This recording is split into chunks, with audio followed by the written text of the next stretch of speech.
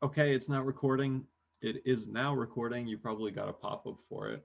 I have the feeling you did.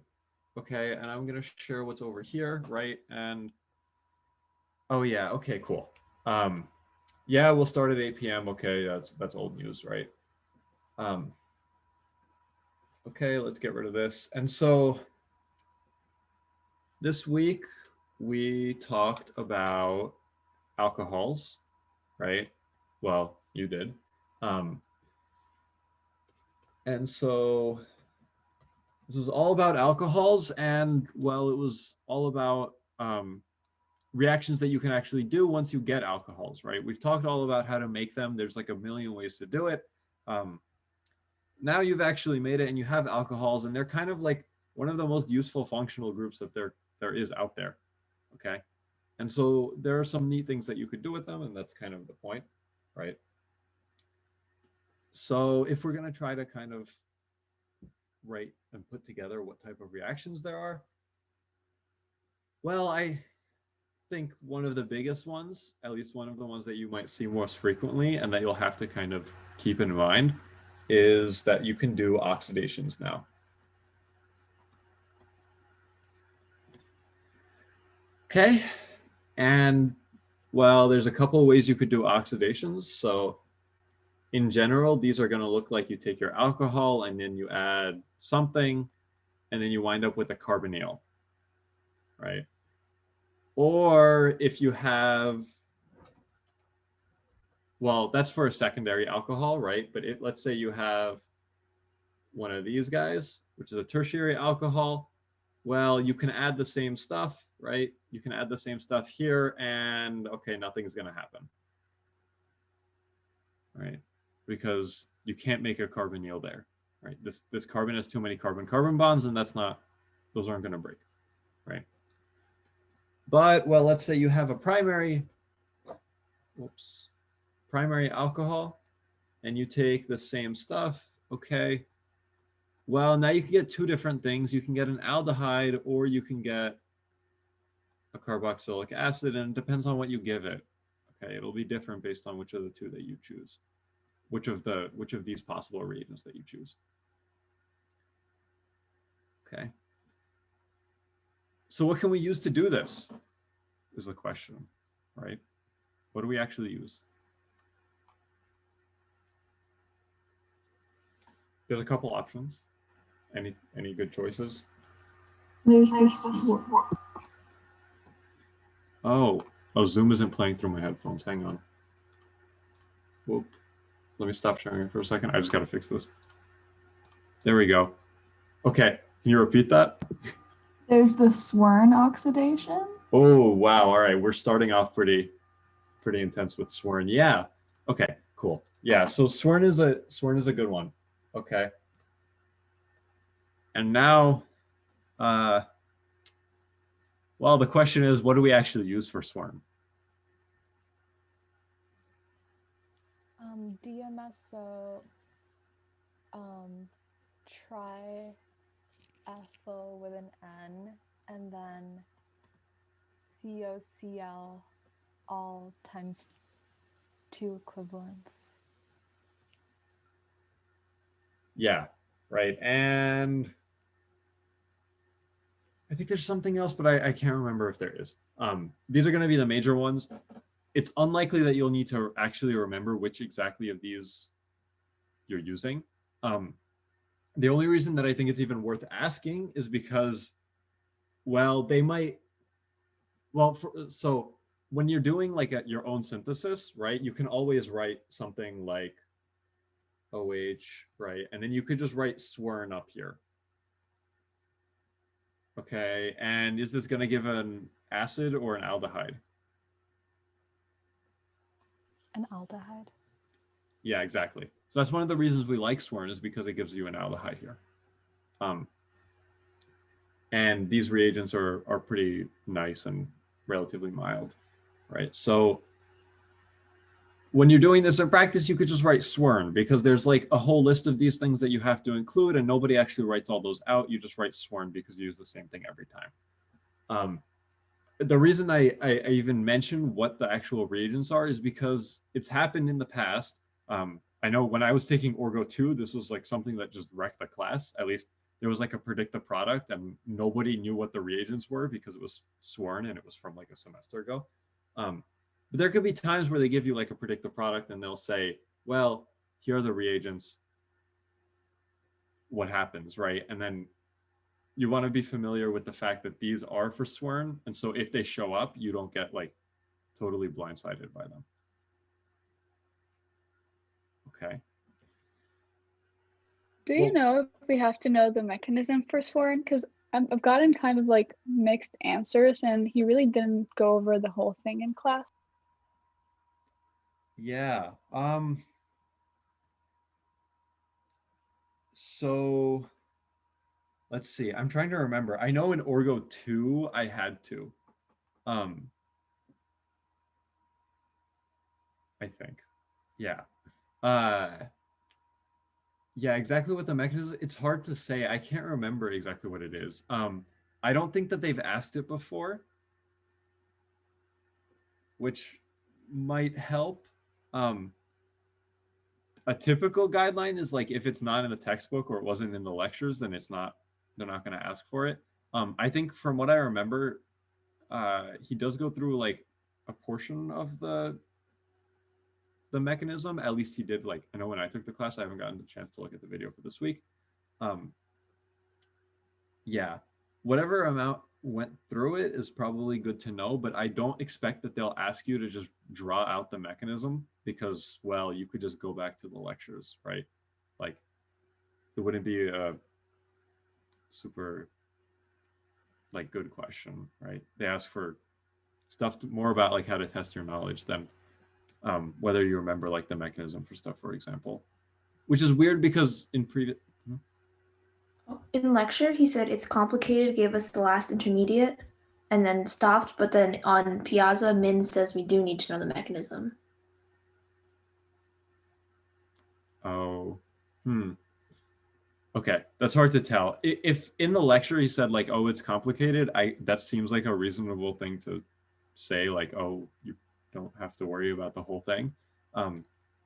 If there are any steps of it that were really key that he mentions, like I know there are some reactions where there are like some intermediate steps where they just kind of like, yeah, something happens, right, and you don't have to worry about it. But if there are like a few steps where it's like something substantial happening, or that he kind of highlighted, then those could be good to know.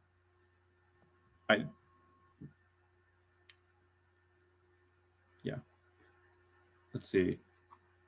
Oh, so Catherine says in the chat, there's an example of the sworn mechanism on problem set 10, question 4, part D.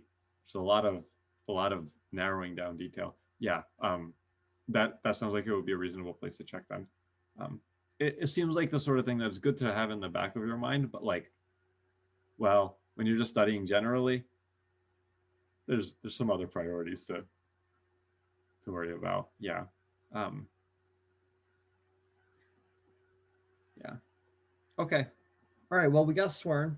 That's one good example. Okay. Well, there's like 4 or 5 others. Well, you might have only learned like 2 others, but there's a whole bunch of other ways. So what's another option? Des Martin. Yeah, exactly. Yeah. So we could use Des Martin. Okay. And this one's pretty nice because you need a single reagent, right? And oftentimes we can abbreviate that reagent as DMP, Des Martin periodine, or something along those lines, right? Last year they tricked everybody on the final and they made people just straight up draw the structure of this reagent, which was really nasty, and like nobody got it. That's super evil. I don't think they'll do that because you could just look up the structure, right? So they probably won't expect you to do it. And this is kind of another situation where you can write DMP and it should be okay, right? And again, does this give alcohols or sorry, does this give acids or aldehydes? Aldehyde. Yeah, exactly. Is there any reason to choose Des Martin over Swern?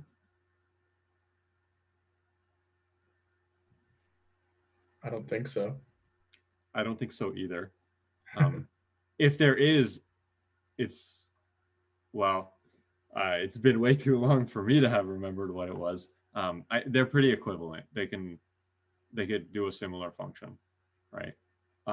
As I always say, when you're doing synthesis reactions, at least you don't have to be creative. There's no points for, picking something different each time, right? You can pick one, you can remember it, and you're good. I think that Swern is better to remember or better to use because it can also go on secondary versus Martin can only really go on primary. Like it gives a mixed product if it's on secondary. So I think that like there's not a real difference for primary, but it'd be better to just plan on using Swern because of the secondary thing. Awesome. That is a really good point to bring up. And it's one that I don't remember having seen a long time ago, but that is a really good point to bring up. So Swern is good for primary and secondary. Use this one just for primary alcohols then. Yes, awesome. That is, yeah, that's good. That's helpful. I might be wrong, but I thought you could also use DMP on secondary. I have in my notes that it gives a 50-50 mix between I don't know and then something else. It just says Spartan is better for primary alcohols, 50-50 for secondary, and that's all I wrote down. But I don't know. Wait, actually, I think it might be like if you use Swern, it might have to do with where the equilibrium lies, because Swern has all those byproducts that like I guess favor just the products you get versus any chance of another, like I don't know if that makes sense. Yeah, so the nice thing is I think these are each like pretty irreversible.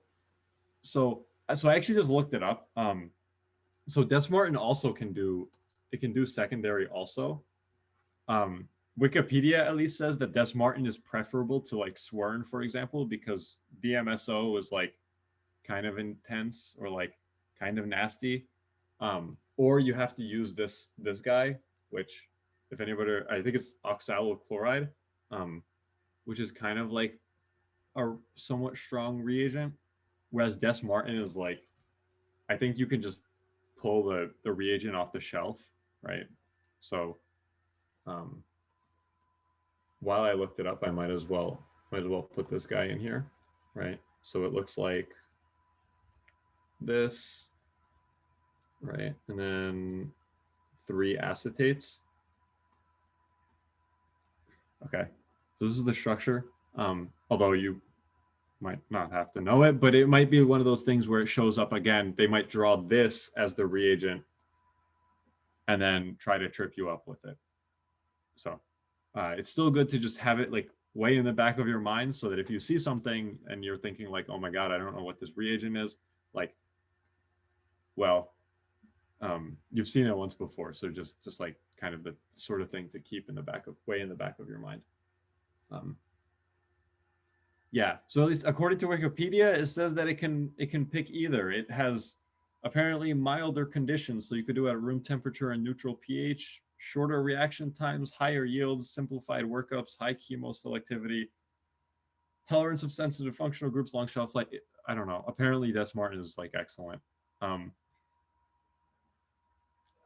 Those are all details that I don't think we have to worry about that much. I guess either of these two will work. If he mentioned in the lecture though that Martin isn't good for secondaries, then I would follow that. Yeah. Okay, cool. So that's a good one. All right, what other ones are there?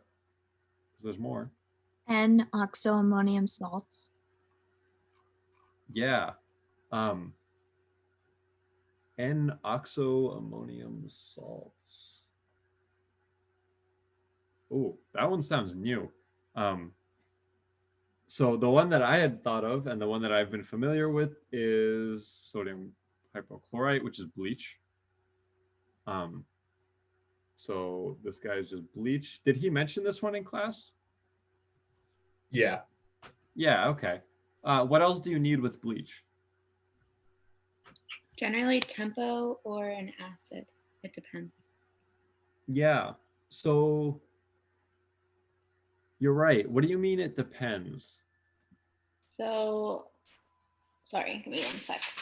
If you have a primary alcohol and you want it to become a carboxylic acid, you need the excess with tempo. And then if you want the primary to be an aldehyde, then you just want tempo with like one equivalent. And if you have a secondary, then you'll want an acid with it. And that'll form a Yeah. sorry. Yeah. Yeah, so from what I had remembered, having tempo means you always get an acid. And if you just want to go to an aldehyde, then you just add acetic acid and not tempo. But well, I might be mistaken on that. I know when you have excess here, then that's the case. So for now, I'll leave it as tempo here, unless anybody remembers in greater detail. The book gave us NaOCl and tempo to aldehydes. Okay. Yep. Okay. Go with that. Yeah. So in general, just having this excess will get you to an acid. Yeah. Good point. And then I think what Caroline was mentioning with the N-oxammonium thing, I think tempo is within that group. Yeah, you're right. Good point. Yeah, that's true. Tempo is like one of those radicals. Yeah. I think what Dr. Callender said is just that the NaOCl just makes tempo look like the N-oxammonium salt. So it's essentially the same, but I'm not sure. Okay. Yeah. Okay. So include tempo either way. I know. Yeah. There's these like subtleties. It's kind of just like, oh, you use excess bleach to make it into an acid, which is not like super rigorous, right? Like, or not really satisfying, because like, oh, what does that actually mean? Yeah, they're a little hand wavy about it. Yeah, they are. When you're doing, for example, like just a primary alcohol, and then you give it acetic acid, right? This will give you, well, it'll give you that aldehyde, right? And this is a mechanism that, well, did he still talk about it? Because this is one that I know has been covered in the past.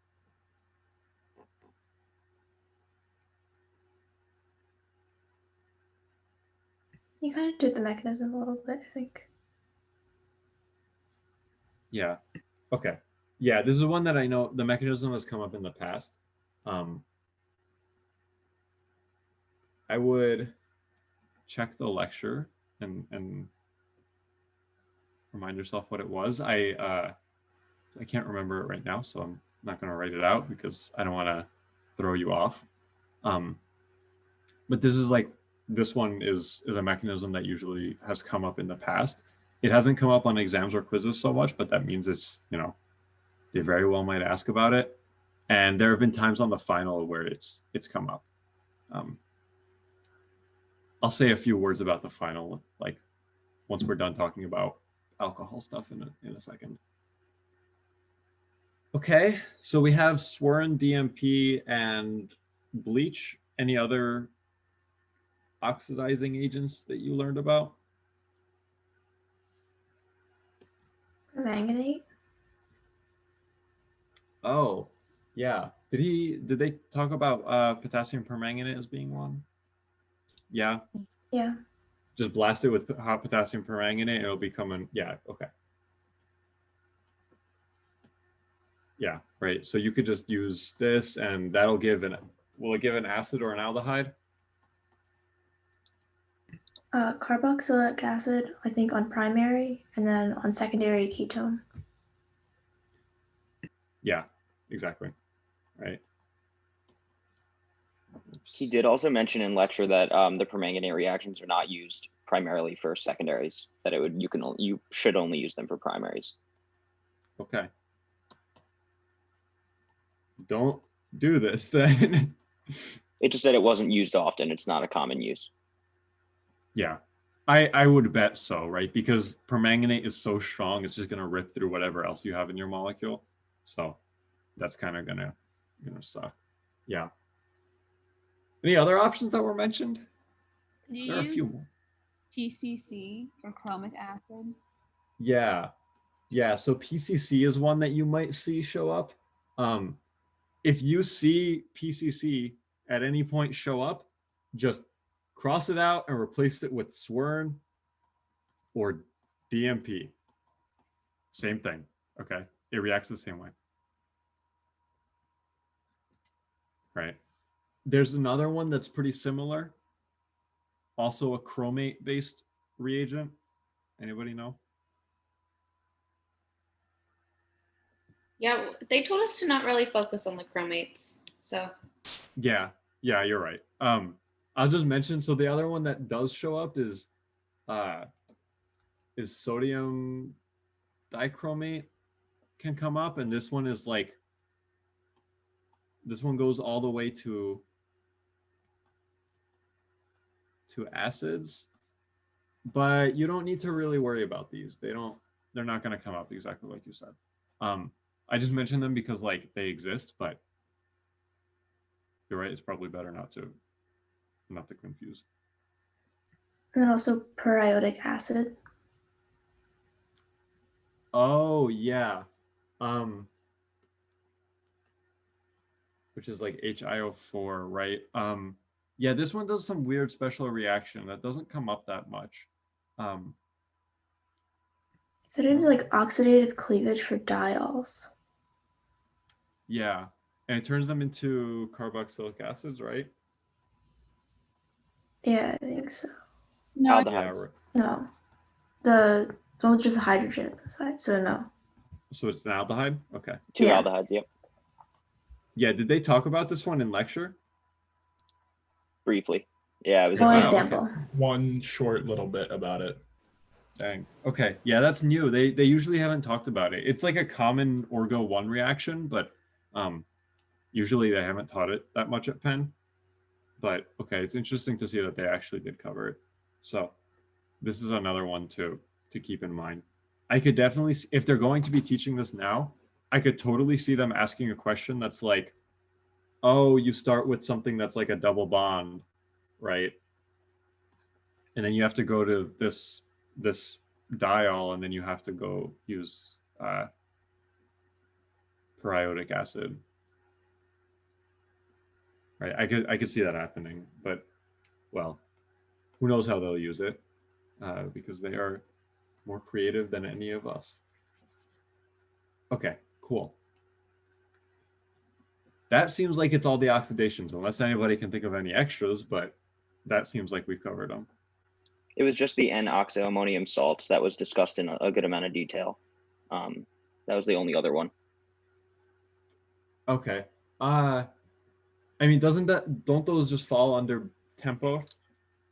Yeah, the example he used was tempo, so I think that's what he meant by that. Yeah, it likely is. I've never seen anyone besides tempo come up, unless he's mentioned any. But I don't know if they would. Yeah, if they brought it up in great detail, the mechanism could be good to know too. But again, I don't expect that they would just ask you to write out a straightforward mechanism, because you could just, people would just look at their notes and stuff. So, yeah, in this case, it's better to just know where each reaction stops.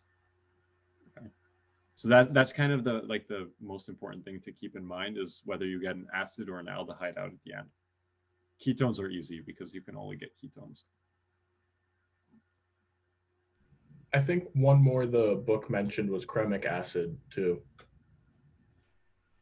Yeah. So actually, this this sodium chromate, I think what you typically do is you give it acid as well, and that turns it into chromic. Like you can't keep chromic acid. Yeah. Yeah. It's you usually use like acidified sodium chromate. Oh yeah, it shows that here. Sodium dichromate plus sulfuric acid goes to chromic acid. Yeah. Yeah, these are really standard for orgo classes to talk about, like these two guys.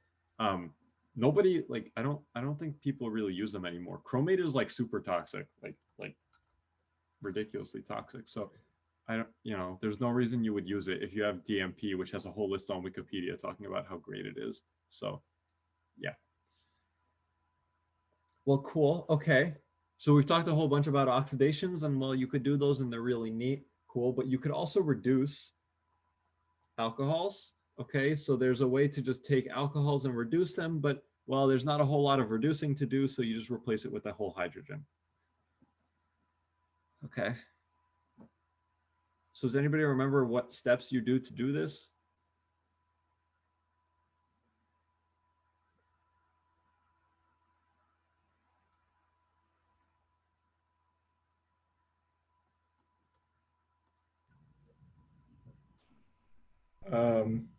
I think you can eliminate with sulfuric acid and heat, and then protonate again with hydrogen and the catalyst. Okay. That's one way. So I've written down. That is one way to do it. Yeah. Well. Or a tosylate and LAH is another way I have written down. Yeah. So that'll be the more reliable way to do it. And now that we're kind of like at this, like high level in the class, that's going to be the preferred way, right? So you can use tosyl chloride here, which will give OTS. And from there, you kick that thing off using lithium aluminum hydride, which will just shove it right off. Okay. So, all right, well, I tricked you because this is actually now a 2-for-1, right? So this is how we go from alcohols to just having hydrogens, but in that process, we also talked about how to go from an alcohol to a tosylate, right? You just give it tosyl chloride. Well, there's a little caveat. You usually want to give it some weak base, just because this hydrogen will cause a little bit of problems, right? So it'll come off as like an acidic hydrogen. So you give it some weak base, right? There's a whole bunch of bases you can give it. Sodium bicarbonate is like totally fine.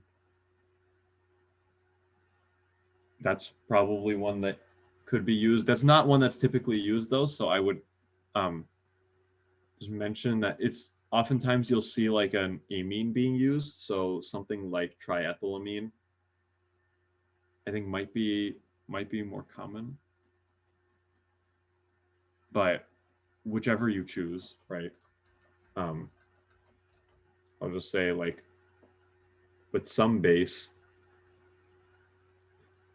oftentimes you'll want to have one. If you're writing out like syntheses, I haven't seen that they usually care about something that detailed, but you might see tosyl chloride come up with a base if it's like a predict the products question, in which case, well, it's a sort of thing to keep in mind. Okay, wait, I have a question with that. There was on one, I don't know if it was a practice question or what, but it was a tosyl chloride, the base, and then CH2Cl2. Was that just a solvent? Like, does that do anything? Yeah, so that's just a solvent. It's called dichloromethane. It's like a sort of polar aprotic solvent. Okay. It's just, yeah, it is just a solvent. You might see it abbreviated as DCM, but whatever other solvent of your choice would also work there. You could use acetone. You could use DMSO as a solvent. I don't know. Any polar aprotic solvent would work too. Yeah. Okay, cool. So, well, that's it for reducing, right? So you can replace You could replace with halogens, right? And well, you could really do it with 3 halogens. We don't ever really talk about fluorine. So you could replace with chlorine, bromine, or iodine, right?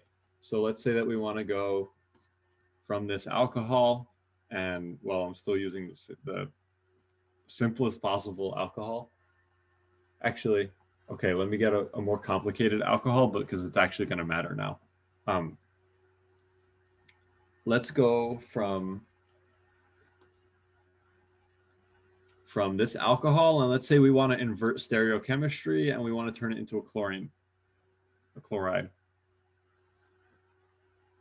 What are we going to go with? If you use phosphorus bonded to like 3 of another halide. Yeah, so you could use PCl3. Yeah, or I think PCl5 will also work. Somebody want to fact check me there? Yeah, Yeah. they do the same thing. Exactly, right.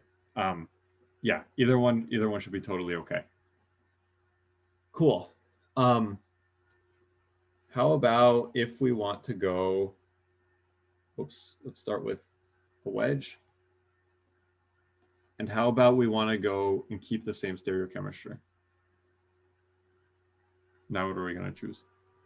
SOCl2 with dioxane. Yes, yeah.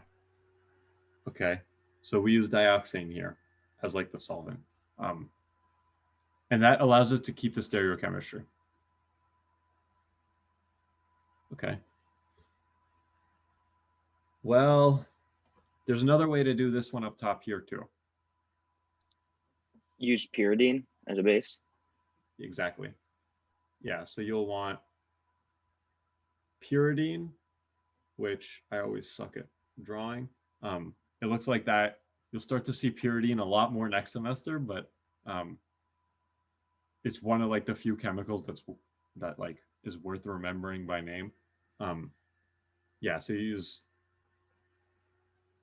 could use pyridine too. Okay, and SOCl2. I don't know. In this case, whichever one you think is easier to remember is up to you. Again, no points for being creative, right? So pick whichever one works better for you. Remember that one. As long as you definitely do want to remember that dioxane, this is the only time you'll ever see dioxane in either of these 2 classes, the 2 semesters of organic chemistry. Remember that dioxane is used to keep stereochemistry, and you only use it for chlorines. There's the one reaction where it shows up.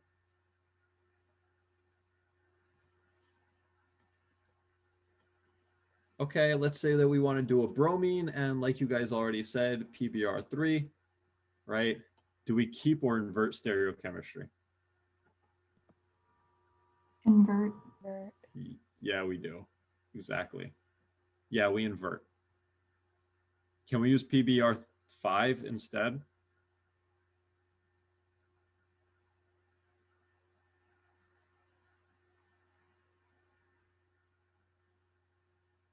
It doesn't sound confident. So I didn't see it mentioned anywhere. Yeah, I don't think PBr5 is a thing.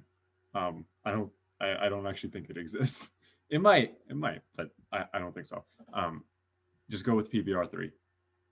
Easy, right? Same thing as with the chlorine. No reason to remember PCl5. Like it does.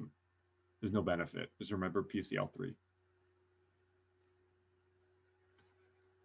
Okay. Oh, whoops. This is a mistake. That should be an OH. Okay, let me be a little bit less trashy than that. I believe it is also on the example immediately before. You are in fact correct. Thank you. Yeah. Thank you. Yes. Sorry if I confuse people.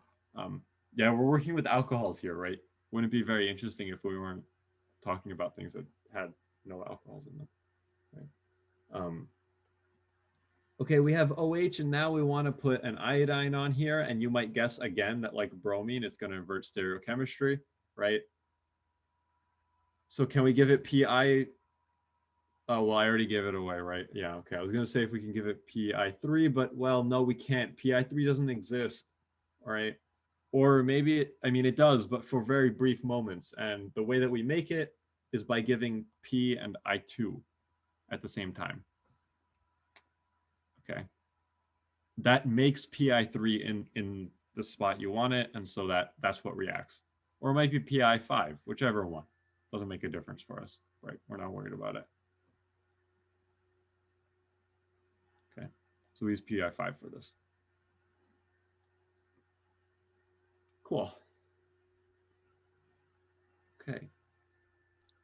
So how would you retain conformation with the bromine or the iodine if you were to do a reaction similar to this? Did we learn a way to do that other than like SN1, SN2-esque reactions with HBr and HI? So you will probably have to do some series of SN1s and SN2s. Yeah. Okay. Yeah, that's a good question. You can imagine there are probably some cases where you can do something like that. This chlorine reaction where it keeps stereochemistry will be pretty useful. Oh, no, it won't. No, it totally won't. Replacing the alcohol with an iodine might be pretty helpful because iodine's a really good leaving group, so you can kick it off, but you can't kick it off with an iodine, right? Yeah, that's kind of tough. I guess it'll depend on the molecule and what you're trying to change and swap out with what. Yeah.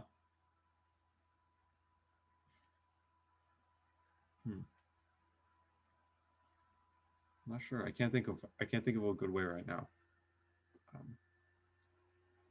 It'll just come up, or it could come up, but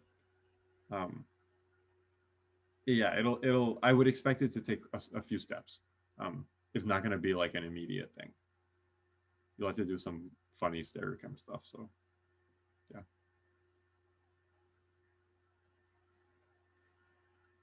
Okay, well, cool. Good.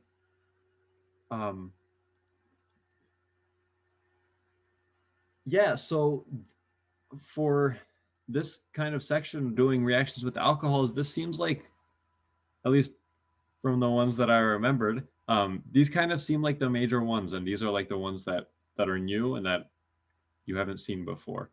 Are there ones that I'm missing?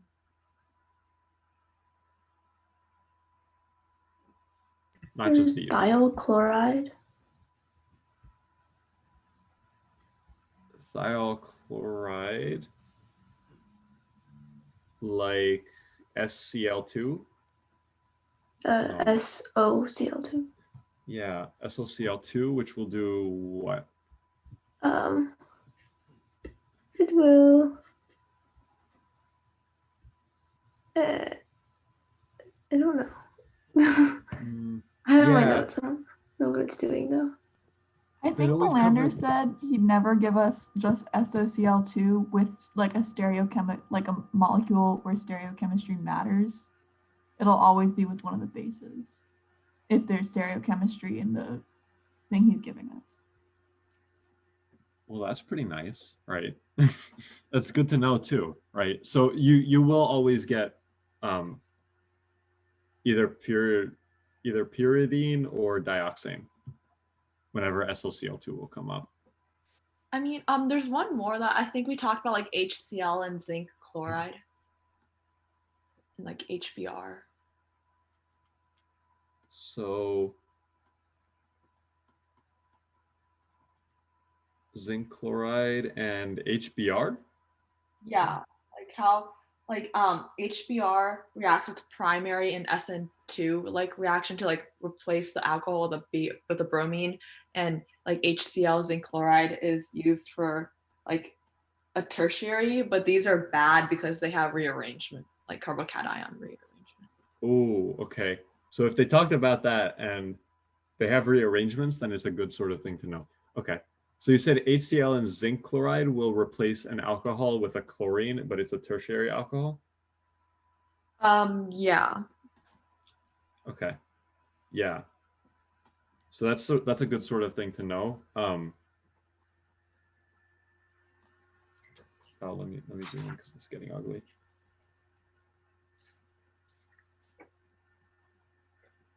Okay, and let's see, there was another one with just HBr, you mean? Yeah, HBr reacts with tertiary and tertiary in an SN1 manner and like primary in SN2 like manner. Oh, okay.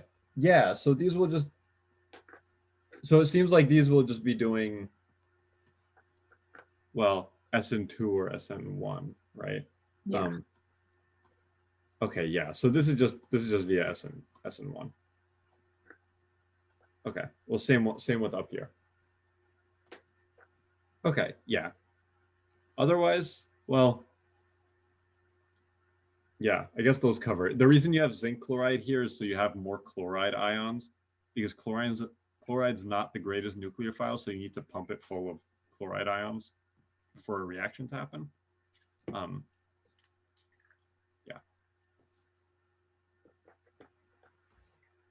Okay. Yeah. Any other reactions? Because this was kind of these were the ones that I remembered. Yeah, I know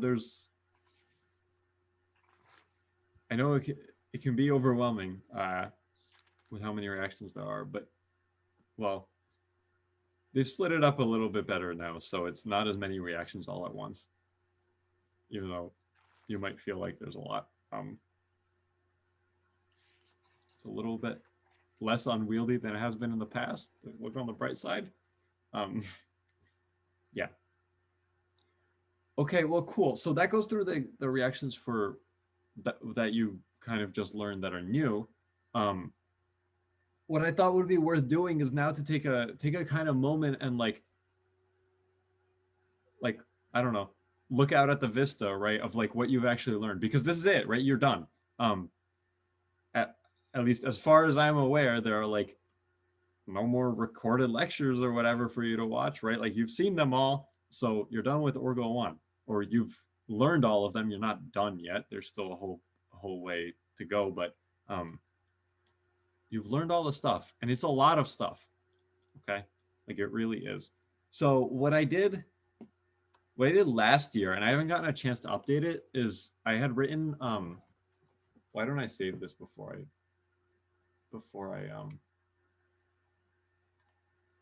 do. Here we go. Let me save it. So what I had done last year, and I haven't gotten the chance to really update this, and the person who had told me that like, oh, there was going to be stuff like old stuff on this quiz, made me think like, oh my god, I got to review for this quiz everything and also for the final. But I mean, that's not the case. But I thought it would be good to talk about some of the stuff that we've done anyway. So what I had done last year, to get to the point, is I had written this like huge, oh wait, I have to switch to the right thing. So I'd written this huge review guide and review list, and you could see like, oh, version 1.2 is from December 2019. It's old stuff, right? This is old. I have to update it. I will update it. I will do it this weekend, and there will be a new review guide based on stuff that you've learned this semester, right? And like, oh, look, there's all this cute stuff about like, oh, whatever. I'm gonna write new stuff anyway. But like, I mean, let's just take a walk through all of the topics that we've covered, because there's a lot of them. This is long. This thing is 6 pages long, right? These are some of the ideas that you've seen, you've learned, and well, you can't forget them just yet, but just to kind of like walk back through what we've learned, right? So we talked all about functional groups, and we learned what those are, right? Okay, there's a whole bunch with multiple bonds. There's all these things: primary, secondary, tertiary, benzylic, all that. There's esters, amines. Okay, look at all these functional groups, right? All these different ones, and now we've actually seen them, and we know what reactions they do, right? Acid chlorides and anhydrides. Yeah, we talked about those last week, right? Or 2 weeks ago, at least in workshop. You talked about them in class whenever you talked about them, right? And like, oh, look, aldehydes. We know how to make them. We know how to react with them. Like, like everything there is to know about aldehydes. Not really. There's more stuff next semester, but there's a whole bunch that we learned about them, right? Like 3 months ago, you just learned what an aldehyde was for the first time. Maybe some of you knew, but whatever, right? There's acidity and basicity, and you remember those ranking problems that everybody absolutely hates? Yeah, well, I mean, you've seen those, and now you know a whole lot more about acidity and basicity. You've worked with this for a while, right? This is like much more of a familiar, hopefully, after seeing it a lot more. this has become a lot more familiar than just a bunch of people throwing something at you and saying like, oh, what's more acidic or less acidic, right? You've gotten to see what resonance, for example, actually does when it comes to like doing reactions. You'll see a lot more of it to come. Don't worry. It's not going anywhere, but still, right? There's a whole bunch of stuff about configurations that we did. We did Newman projections and rings. Remember Newman projections? We haven't done anything with those in like 2 months because they're not that relevant. But, well, I mean, you saw them and they'll come up again. They'll be a little bit useful later, right? We talked about ring strains. There's axial and equatorial configurations. Remember those, right? All these relative configurations, like making like syn and anti, right? And how are you making like how you're doing a reaction. There are like syn additions and anti additions. There are cis and trans additions. There are things that are vicinal and geminal, all that, right? We learned all these different, many terms for enantiomers and various chiral isomers, right? All of these awful things that will haunt you in your nightmares for years to come about like diastereomers and meso and racemic and all of that, right? And then naming stuff.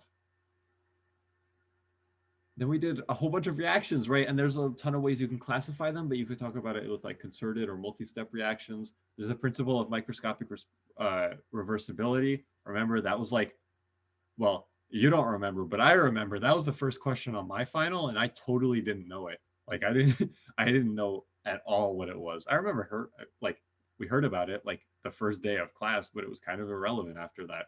Well, okay. Well, you learned it, and that's my reminder every time to always remember what the principle of microscopic reversibility is, right? And there's all this stuff about ions.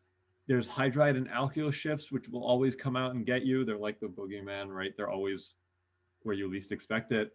Okay, free radical halogenation, which was our first actual reaction, right? Like this is where we actually started to grow up and become organic chemists. And it still holds, and it will hold for the rest of the time that you do organic chemistry, that if you're given something which only has carbons and hydrogens and single bonds, the first thing you have to do is free radical halogenate it, right? That's not going anywhere. It's staying. It will stay into Orgo 2. It will stay for this quiz. It will stay on the final all the time, okay? And then there's all this stuff about SN1 and SN2, which I called rate reactions, right? And E1 and E2. Well, you guys spent a whole ton of time on that. Like, if you ask me, way too much time. There's no reason that much of the course should have been devoted to those guys. They just decided to make it really hard for you, which is a little unfortunate, right? And then look, we had this stuff with halides, right? And okay, we did substitution and elimination, right? We could halogenate. We could replace alcohols with halides. Oh my God, look, we literally just talked about that, right? We're already almost there. Reactions with alcohols. Oh my God, yeah, we just talked about them. This is even good to talk about right now because, well, this whole chapter or this whole quiz is going to be about alcohols, right? So remember, we have hydration and dehydration. That's just E1, okay? It's reversible.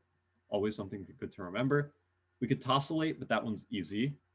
Oxymercuration and reduction. So I also mentioned this is a really good way to make ethers, okay? It'll be really helpful, and it's always like a trick, and it's hard to remember, but using alkoxymercuration and demercuration with an alcohol instead of water will give you an ether, and that's like really useful, right? That's a really, really quick way of making ethers sometimes. Instead of doing the Williamson ether synthesis, which I think actually came up this chapter, but we kind of skipped it because, well, it's not the most interesting thing in the world, but I'll write it down in a minute, right? And you can use this to make ketones too if you have an alkyne, like a triple bond. Okay, well, that's not the most interesting. That's not going to be on the quiz probably, so whatever, right? Then you could do hydroboration and oxidation. You could use it to make ethers too. That's pretty neat. Okay. Adam, can you explain how hydroboration oxidation leads to ethers? Like how? Yeah. Yeah, hopefully I didn't just write this on. Yeah, when I just read this, I was thinking like, That one's weird. Yeah, hopefully I hadn't written this wrong last year. No, I think you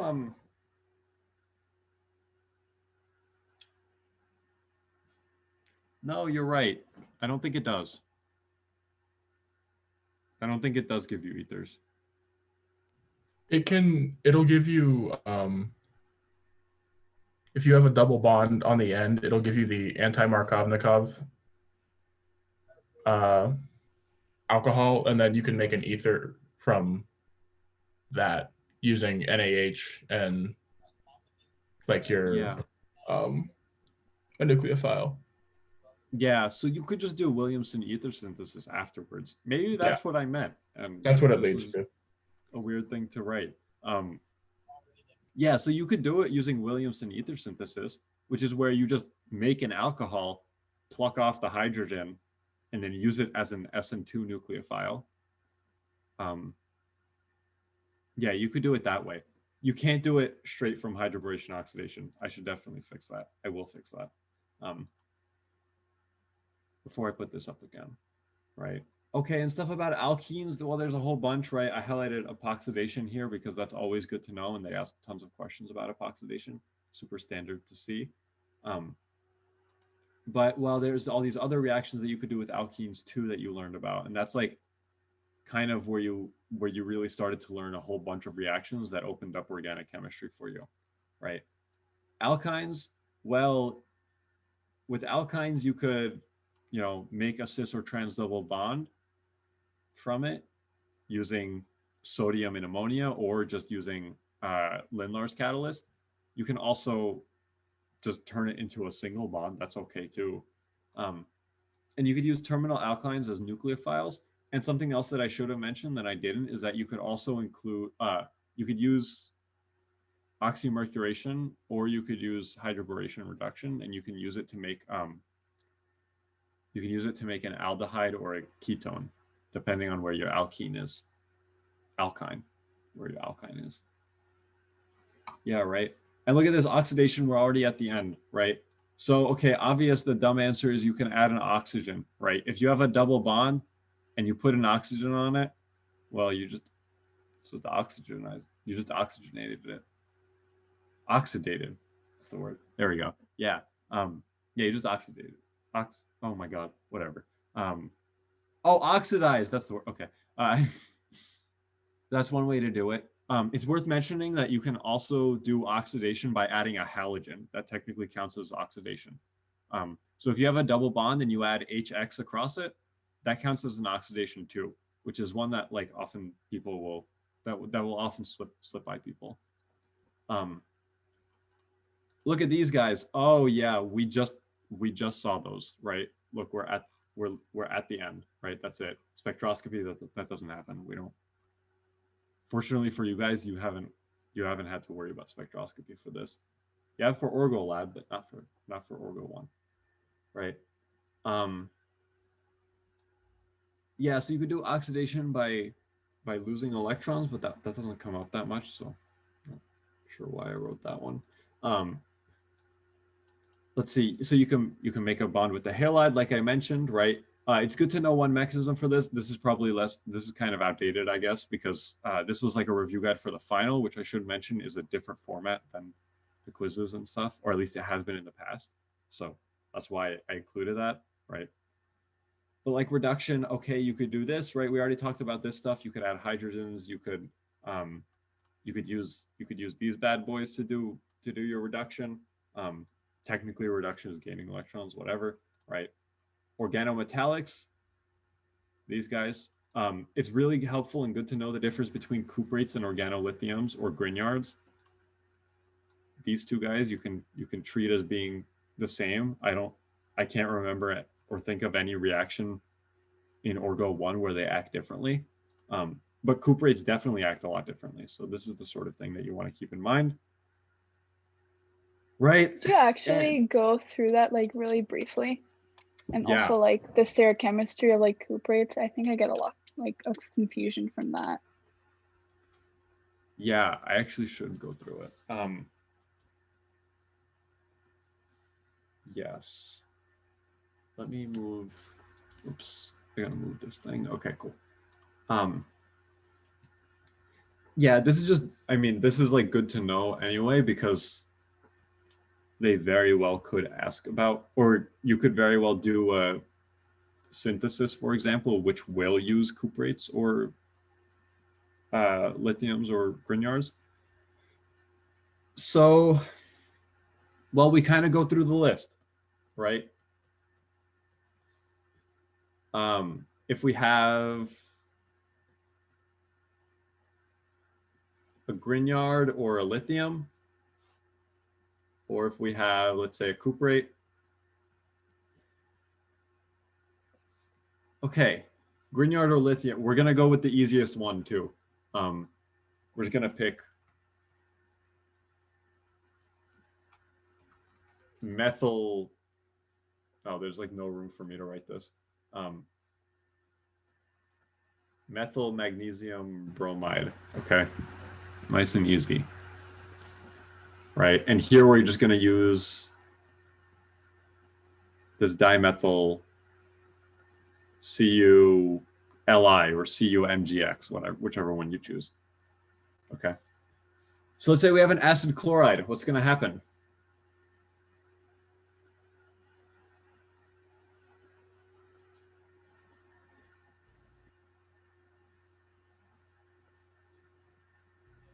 Our Grignard reagent will pretty much replace the chloride and leave a unprotonated oxygen. Yeah. So it will replace the chloride, you're right, but these guys will go further and they'll actually add twice. So you get a tertiary alcohol.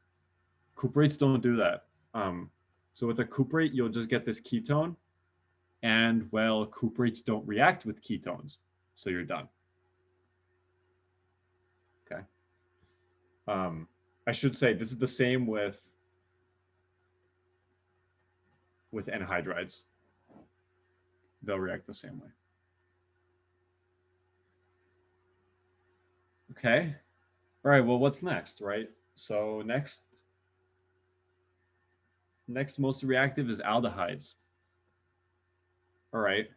Well, Grignards or lithiums, they're going to react with aldehydes too, but you can't pull this hydrogen off, right? Breaking a carbon-hydrogen bond is really hard. So you just add once. Okay. Cool. Wait, Adam, sorry to interrupt, but for the Grignard and lithium, and I guess the cuprates, are we assuming like the workup is included? Oh, so in this case, I'm not, because I'm writing it as an O-. Okay. Yeah, if I were assuming it's included, then I would just write an H there. Thank you. Yeah. It's good to keep in mind though. Okay, what about the cuprates? Will cuprates react with aldehydes?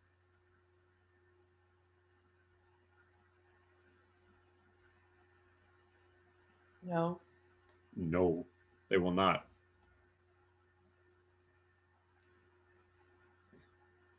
Let me just write NR. Let me even pick a different color and write it.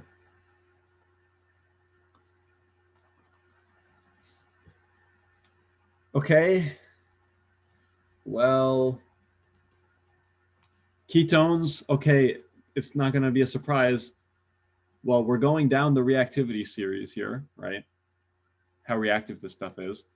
So, okay, let me make this a more interesting ketone, just so you can see it only added once, right? And okay, here, same thing. No reaction, right? All right, what about esters? So what does happen with an ester?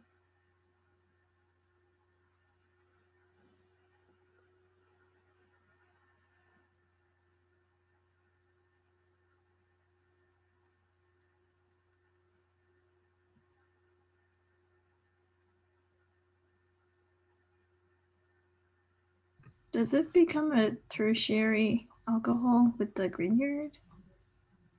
Yeah. So Grignards will actually break esters. Okay. Oops, that should be an O minus. Yeah, so it'll actually break esters, and so you'll get an O minus like that. Okay, you'll get that alcohol coming off on the other side. Okay, because, well, this is a, I mean, it's not really a good leaving group, but it's a leaving group, so you'll kick it off. Over here. Nope.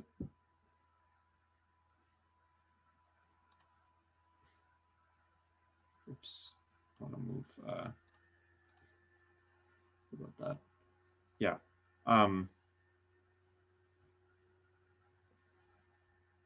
Okay. Yeah. So that covers these guys. Where else do we use cuprates and Grignards? So, oops, I don't want to do it in red. Well, we could do it in a couple other places too. So let's say that we have a substituted epoxide, right? We just have this guy. What happens if we use a Grignard reagent?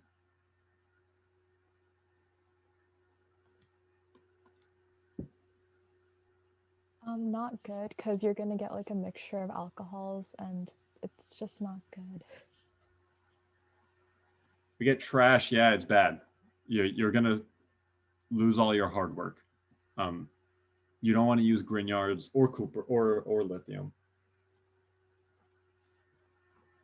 Okay, this is where cuprates come in. If we have a cuprate, let me zoom in. Okay, if we have a cuprate, well, it's actually going to do what we want it to do. It's going to do what we expect, right? So what happens is, well, it'll just attack on the less substituted side and open up. Okay. Can you talk a little bit about what would happen if like the first molecule had stereochemistry with the cuprates? Yeah, actually, that's a good question. Let's say that we had something which looked like I don't know, an ethyl here, and then a phenyl group back here, right? And I don't know what else is nice. What other functional groups can we have? We're a little restricted. We can't use any functional group, right? Well, we could use a ketone though, right? Can't we? Because a cuprate's not going to react with the ketone anyway. So that should be perfectly fine. Okay, and this is the less substituted side, right?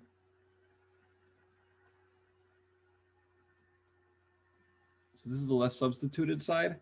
Okay. So why don't we just give it our cuprate here? This is just a methyl cuprate. There should be two of them. There we go. So it's just going to add to the less substituted side. And the way to do it, or at least the way that I typically have thought about it, there's a hydrogen back here, don't forget. It's probably even worth it to draw it in. So I've typically always just kept this bottom line opposite to the oxygen as a straight line, like a horizontal flat line. And then, well, let me pick a different color. Let me use blue. Here we go. This guy is going to come in here, and this oxygen is going to come up. So that means that these two, this ketone and the hydrogen, are going to like turn up. They're going to go up, but it doesn't make a huge difference, right? For all we care, we could draw them this way.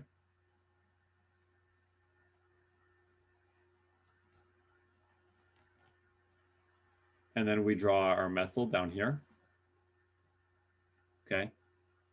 This is just an ugly way to draw it, and this is not how it would, you know, these are not the angles that it would actually have. So for that reason, we just draw these as flipping up, these two. There we go. Okay.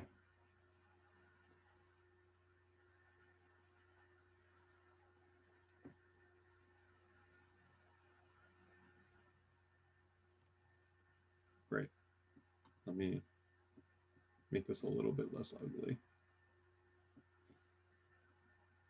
Okay. And then we didn't even touch this side. So everything over here is going to stay exactly the same.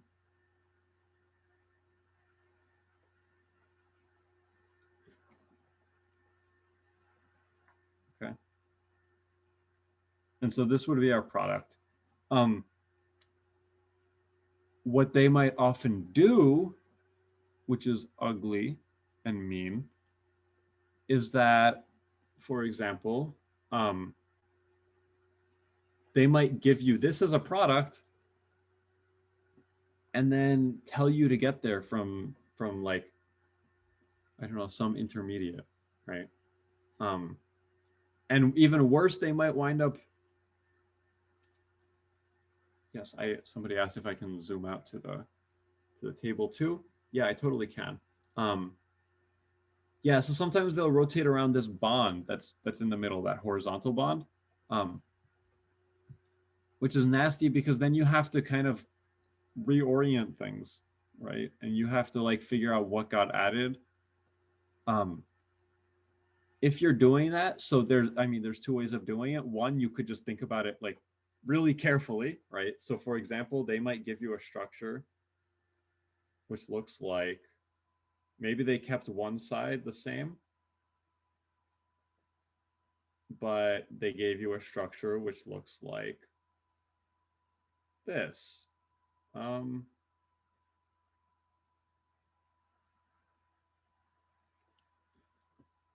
Right, I'm going to zoom back in so we can see this, but I'll zoom back out in a minute. Right, they might give you something that looks like this, and now let's say you know that this methyl got added. Well, now you have to go backwards, right? And well, these are the same structure, right? So if you're given this, you might want to say like, I don't know, let me use a different color because I used blue for electrons earlier, right? Let me use green, there we go, right? So you'll want to say, okay, just kind of cycle these three so that you get back up to here. Wait, are those the same structure? Oh, maybe they're not. I don't think they are because the hydrogen didn't change position. Nope. Yep. You are totally correct. Yeah, see, that's just to highlight that this that doing this on the spot can be kind of hard. So the conventional recommendation is often to use like a modeling kit. And this is like one of the places where they can really be useful. Just because it's sort of foolproof, right? Like you build the model exactly as the problem gives you, and then you just twist the model to whatever you want it to be at the end, right? You don't have to do this sort of like mental gymnastics and work out what it should rotate to be, right? Yeah, it's thanks for pointing that out. Not so much because it's like a good example, but more because like you could see that this happens, right? Like me doing this on the spot, it totally happens, right? And it's the sort of like minor thing that will get people if they're just doing it really fast on the quiz. So sort of thing to be careful with and take your time with. And rotate things around carefully.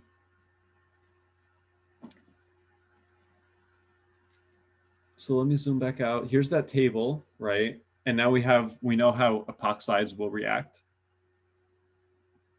Okay, that's good. Yeah, there are a few more minor cases where cuprates can react differently. So for example, let's see.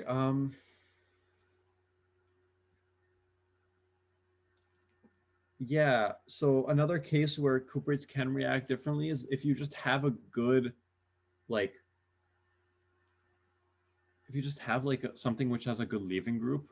Let me make it an extra good leaving group just to really drive the point home. If you have like an O-tosyl or something, um, oh no, it might have to be a bromine.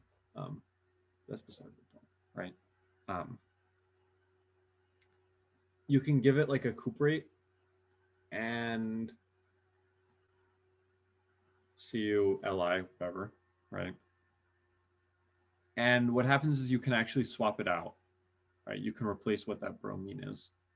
And so, so if I remember correctly, it doesn't go by an SN2 mechanism, but if I remember correctly, the stereochemistry goes the same way. So you can just replace. But the stereochemistry might be kept. That's something that I should go check. Or if anybody remembers. I think it's inversion with sp3. Yeah, I think so too. Yes, right. Whereas, what happens if you did this with a Grignard?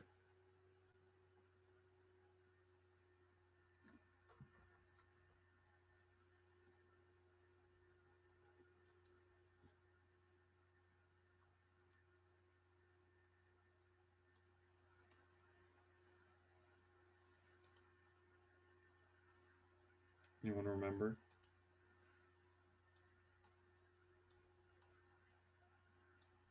Maybe like you wouldn't get a substituted product like you'd intend because the magnesium can be displaced or something. Like with the halide.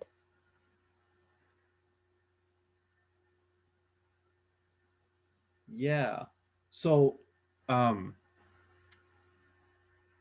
yeah, so I believe you wind up replacing which is the bromine, which is the magnesium bromide. So if I remember correctly, what happens instead is that this becomes the Grignard and this becomes the bromide, but that might not be correct. Let me actually double check on that. I have to stop sharing my screen to check. Hang on 1 second. Here we go. Okay, all right, I can share my screen again. Share screen, here we go. Yeah, cool. Okay. Yeah, and so let's see, alkyl halides. So if you have, yeah, okay, so yeah, that's what I was thinking. So you wind up getting metal halogen exchange here, which is what I wrote. But you can also get E2. Well, because this is a really good base, right? So that's the one that I was mainly thinking of because that's the one that actually is functional, right? That's like, okay, we could at least do something with that reaction. But it's still not really a good one. So we would much rather use something sensible for E2 instead of this.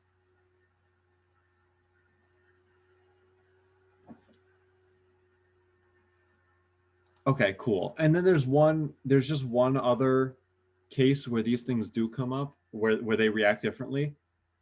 So if you have like oops, so E2 up here, right? If you have like an aromatic ring, and this one doesn't really come up very often, but it does exist. So if you have an aromatic ring and you give it a Grignard, so methyl magnesium bromide, what'll happen is just metal halogen exchange again, same thing, right? Not really useful. Well, I should just write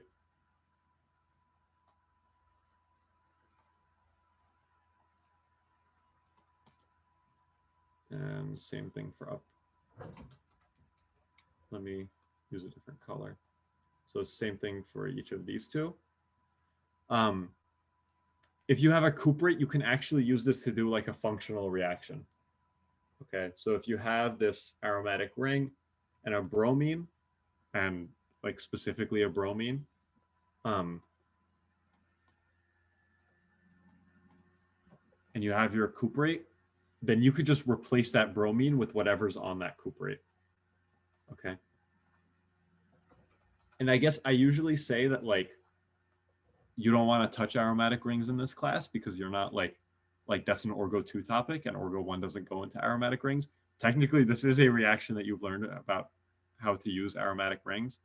I've never seen this one come up. I don't think that they would ask about this because this is like a really specific reaction and it's kind of not the point of this class. But it's one that you've seen and learned. So I guess it's fair game.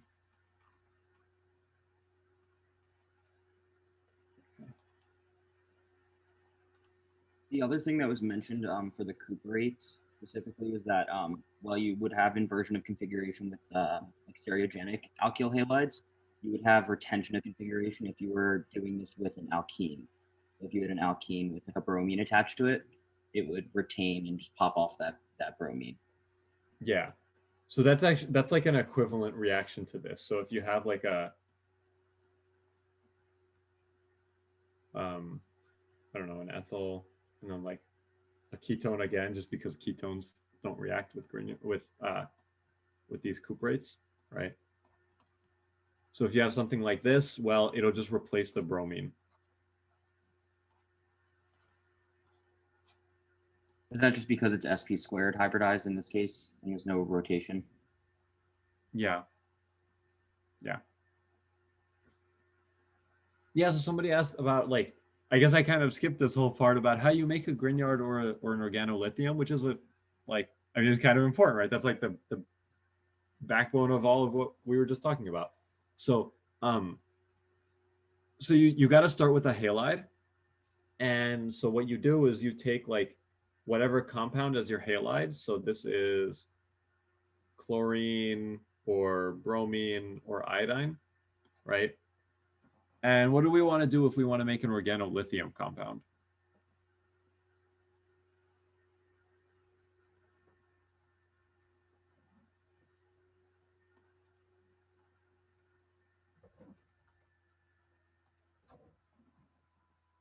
Just treat with 2 equivalents of lithium. Yep. Just hit it twice. 2 times 2 equivalents of lithium, and that's it. Sometimes people will say what solvent this is in. Usually you do all these reactions in some sort of ether solvent. That's like really conventional. So pick your favorite ether, right? Diethyl ether is usually the best one. Okay. All right, well, what about Grignards? They're different, right? So Grignard will have, well, I should just say MgX, right? And then I think this one, since there's magnesium in there, this one won't come as a surprise. You just give it 1 equivalent of magnesium. In this case, you don't have to give it 2 equivalents. You just give it 1. That's plenty. And again, ether solvent.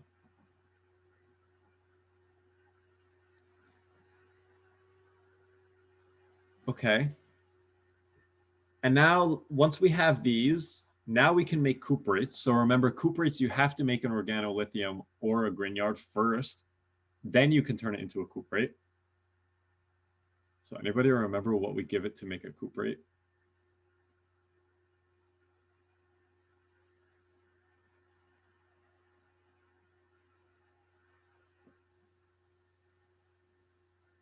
Like copper bromide? Yeah. So it should be CuBr. It's copper 1 bromide. So like, why does that work? Is it just like a metal exchange so you get the Cu in place of the magnesium? Well, it's more complicated than that because remember, once you add this copper bromide, once you do that, you get 2 of these.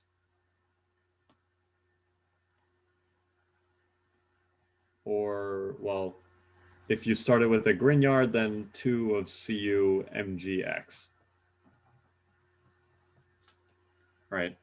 So it does wind up being a bit more complicated. I don't know if the details of how this exactly happens ever came up, because whenever you have these like really metallic compounds, it's things are a little bit funky.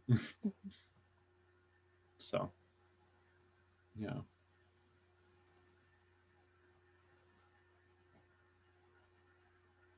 Yeah, so that's how we get organolithiums or Grignards, which will, well, they'll react the same way, right? So once we're at this point, doesn't make a difference which one we have. Or it's how we get organocuprates, these guys down here. Nice and useful.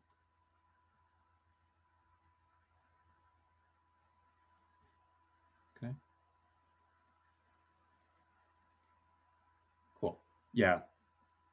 Very worthwhile to always talk about what these differences are, because these are really useful compounds. And it would be a reasonable expectation that they'll show up on the quiz tomorrow. Again, I can't say for sure. I don't know, but you know, they very well might. Okay. Cool. So we've done plenty of review. We've talked about a bunch of old stuff. Yeah. Let me save this. So yeah, that's good. So we've done a whole bunch of review. Anyway, the point of that was to show, like, look, like, you know, you're there. You, at this point, you know a lot of reactions. You know, like half as many as I do, right? And I'm the one who's telling them to you right now. So like, you know, you've come a long way in this one semester. So there's a lot of power that you have with those reactions. Okay. That's not to say that the quiz or the final will be easy or familiar, especially not the final, because in the past it's been a different format, but that's something that we can talk about another time, because we got problems to work on now. All right, so how about we do that? Let me pull up, those were not the problems, that was, here we go. Let me pull up the problems and we can start going through those. While I do, it's always helpful if you guys could just like in like the little like chat box, like send me like a DM or whatever of your pen ID number. Normally I know I like in the past I fill out like, or I make like a Google form that you could just fill out really easily. I'm like super behind on stuff, so I didn't do that. But just send that, like the 8-digit number or whatever. As always, as I always say, I promise I'm not like stealing your identity or whatever. Just like, it doesn't even matter that it's particularly your pen ID either. Nobody tracks if you come here or whatever. It's just like what I put in so that we can count how many people are here. Okay, that's enough of me talking. Nice. There's a flood of numbers coming in. Excellent. Okay. Whoops. Oh, that was the wrong thing. You need to do that. Okay. Okay. How about we start now doing problems while people are sending in a bunch of numbers. Taking a screenshot. Okay, here we go. First problem is predict the products, and well, a lot of these will be familiar because we just talked about each of these, right? So let's say that we, oops. There we go. Oh yeah, I can move things around now. I've gotten good at this. There we go. I can even scale them up. Okay, cool. Right. So, okay, predict the products of all these reactions, right? So first we have the sodium borohydride, and so we're going to be able to reduce some of these ketones or the ester that's there. Okay. So sodium borohydride, does that, well, if we write out a list, I guess, right? Remember the reactivity series for these things? So first there's this acid chloride is more reactive than an aldehyde, right, is more reactive than a ketone, is more reactive than an ester is more reactive than an amide. Okay. All right, so where does sodium borohydride stop? Does it stop? Does it reduce all of the things that are there?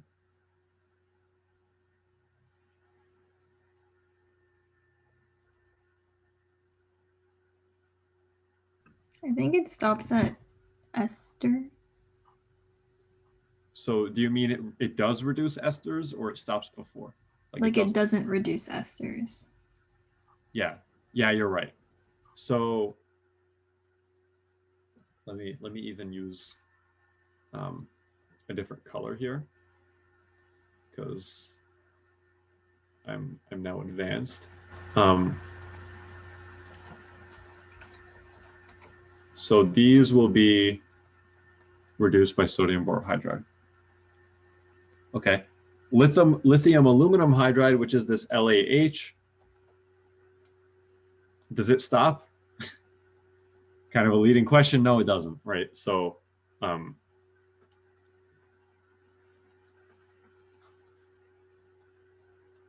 so LAH will break whatever you got. Okay, it's really strong. All right, so that's to say, what is sodium borohydride going to do over here?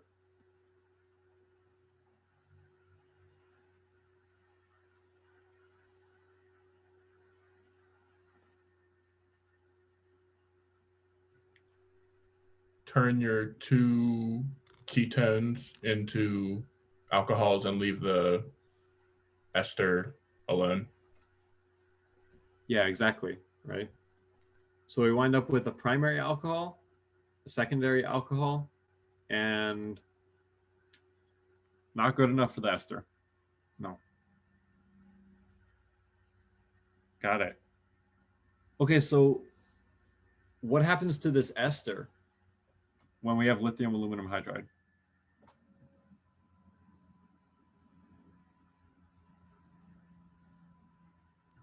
It gets cleaved. Yeah, exactly. Yeah, so it gets cleaved, right? And then, well, whatever's left on this side, it just gets reduced more because lithium aluminum hydride will stop at nothing to reduce, right? So, okay, we get great alcohol, alcohol, alcohol, and butyl methyl,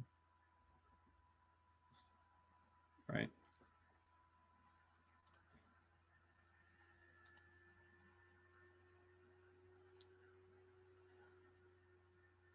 Yeah. So I've actually been assuming something when I'm doing this.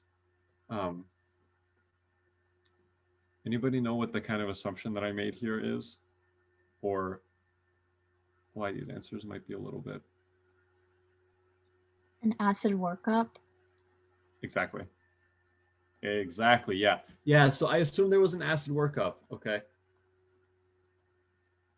Yeah. So I said that, well,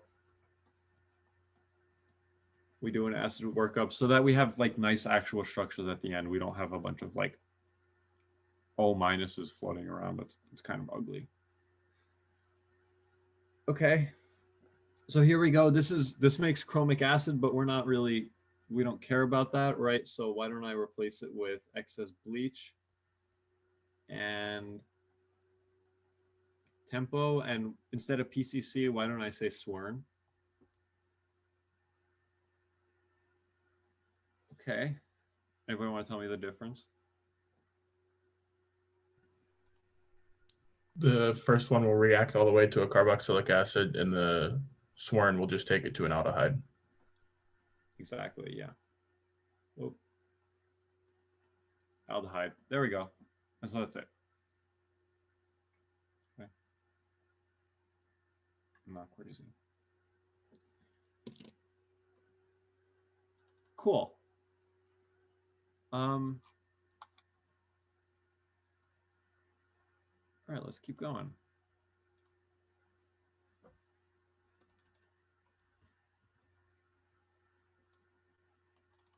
Okay, copy and Paste. Great. And let me slowly make my way down. Okay, cool. Yeah, so this question, so we decided to mix things up a little bit. So we have multiple choice questions here. Okay. Why don't I add in the rest of these? And well, I'll give you a minute to think about them, right? Because, well, we're not going to be working them together as a group tomorrow on the quiz. You'll be doing them on your own. Why don't I also replace two of these guys? So Swern and whoop, not this guy.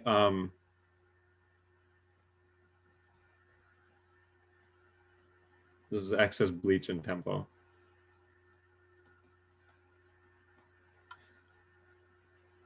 Right. Cool. Whoops, I just covered it up, didn't I? Oh man. Okay, well let me move these onto here then.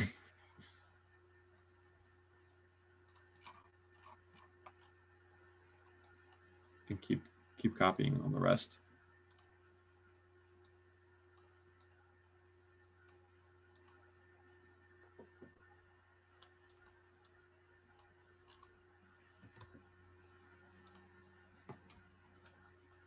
Whoops.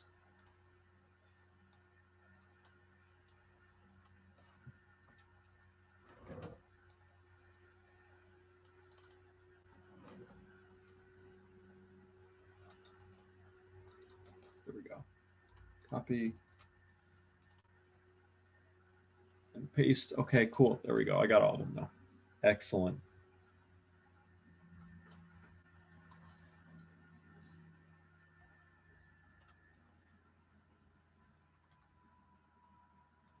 Okay. All right. Now we can see all. Okay, great. Got it. Good. Okay, we figured it out.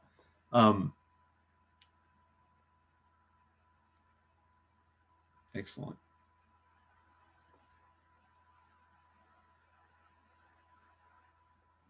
Okay. This one has naming, so why don't we draw it out? So this structure will look like this, and then a carbon there from 2-methylpropene, which is this bad boy right there.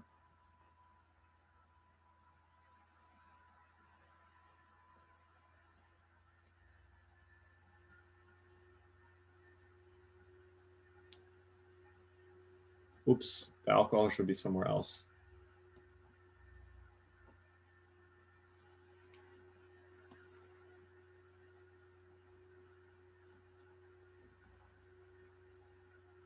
There we go. Any of you guys out there who really like naming might want to catch my mistakes from time to time, but nice. Okay. Think about these for a moment. You know what would be cool? If I could do polls. Do a poll. Let me try it. Let me try to fill one out.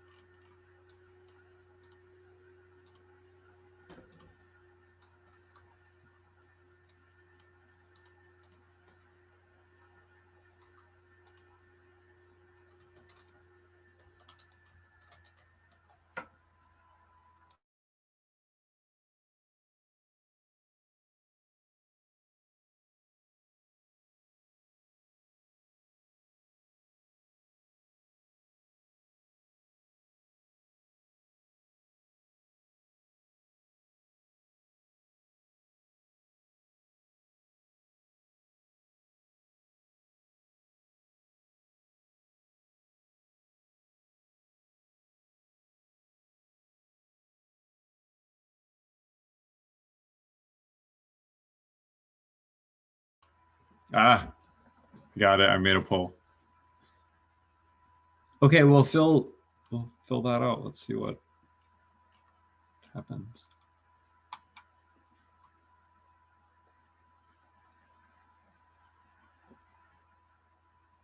You guys can see the poll, right? Okay. I got a nod.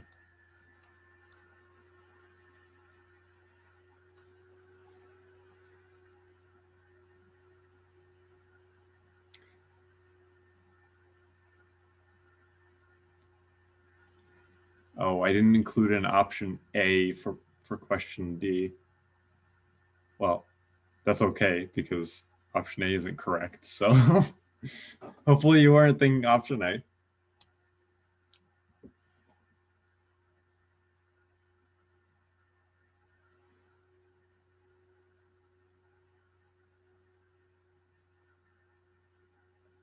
Okay. There are 2 out of 25 responses. So far they're looking pretty good. There's a controversy on question C though. So kind of exciting.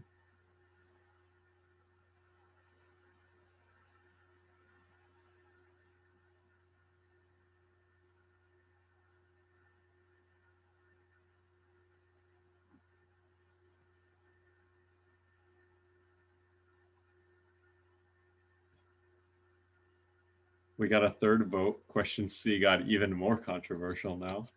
So that's exciting. Okay, I'm gonna mute for like a minute or two. Let you guys figure these out.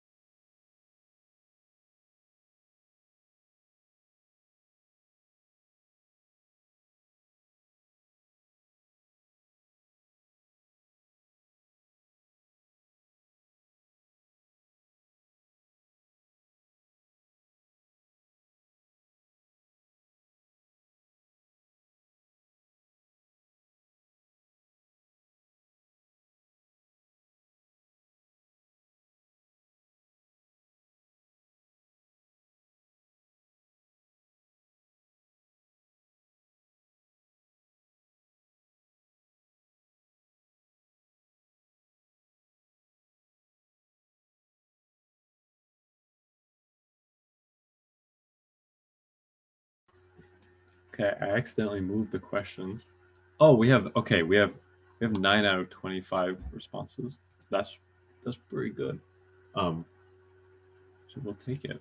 Okay, so let's see what you guys said. Oh, 11 out of 25. Oh man. All right. Nice. Okay, cool. So okay, question 1 is 14 out of 20. Oh wow. Okay, all right, nice. Question 1, everybody agrees, Swern. Okay. That's it. Swern. Right? primary alcohol to an aldehyde, right? These two don't even make sense, right? Like, I don't know what that does, and this is not relevant, right? And this will go too far, right? Yeah, everybody got that. Cool. Okay, so let's see what the votes were for B. The votes are in. Let's see, we got 1, 10, 3, and 2. Okay, so public opinion is going with B, but well, let's see what happens. Okay, so so if we're adding ethanol and we're giving it acid too, so this is going to be like a hydration reaction, right? Which will be Markovnikov. Unfortunately, both of these positions are equally substituted, right? But that oxygen is there, so it'll donate electrons, and so it stabilizes the carbocation more. So I'm guessing that's what everybody had in mind, right? Or at least the 10 of you who went with B. Okay. And yes, B is it. Okay. So that's the reasoning, right? It's that if you take this guy and you give it acid, right? This carbocation will resonate because that oxygen has extra electrons, right? And this is pretty stable because this has an octet. And so now give it ethanol and you're done. Okay. That's the idea. This is a weird thing, and I would hold off on treating this problem very carefully because there's a real subtlety to this problem which you guys won't see or know about until like April or something. But this structure, when it's in acid, is not stable, so it'll actually break apart and give you something else. But that's like minor, and you don't have to worry about that for now. So in practice, this wouldn't exactly come out to be that. The acid would react more and do some extra stuff, but well, it's okay. Let's see. Question C was also pretty controversial. So we had, well, okay. Well, we could say what everybody disagreed on. D is just wrong. Apparently, according to you guys, right? But, well, question A got a few votes. It got 4, and then B got 9, and then C got 3. Public opinion is saying it's B, right? Which, well, yeah. So B is correct. Okay, so let's get rid of this, right? And so what do we want to do? Well, okay, we have this 2-methylpropene and we want to start doing some reactions with it. Okay, we're making carbon-carbon bonds, right? And this is just what we're working with. So we're going to want to do a Grignard reaction. Okay. And so what things look like is, let's see. Okay. Oh, this is a peroxy acid, by the way. CO3H. So that might be maybe something that caught people up. Let's see how that would actually work. Okay. Okay, so it requires 2 4-carbon intermediates. Okay, well, cool. We have this 4-carbon thing, so we're gonna make 2 intermediates out of it, right?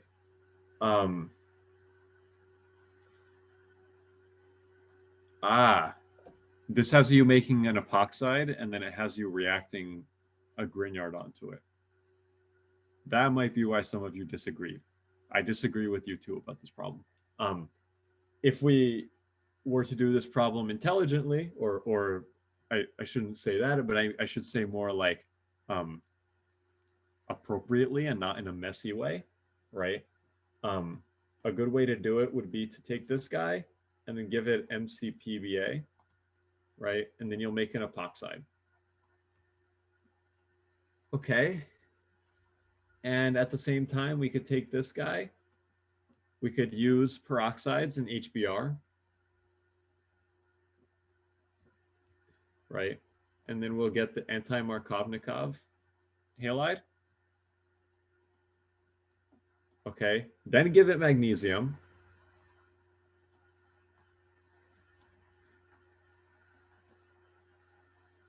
Now what can we do to make it useful? To make this a good reaction?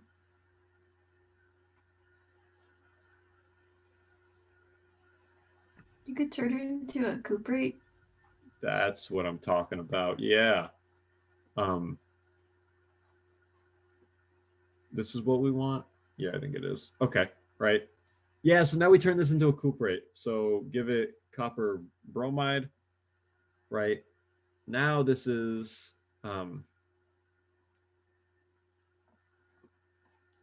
this guy, CuMgBr.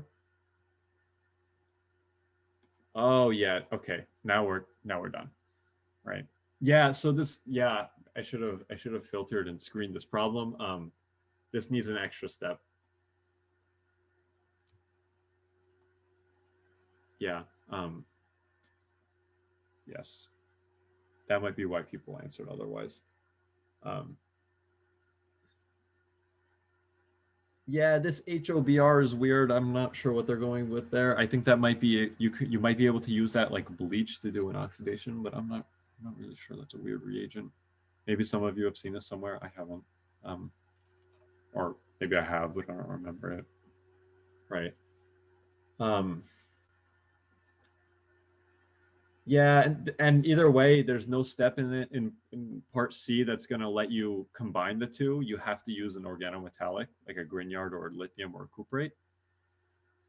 This one does. Why add water and do acid catalysis?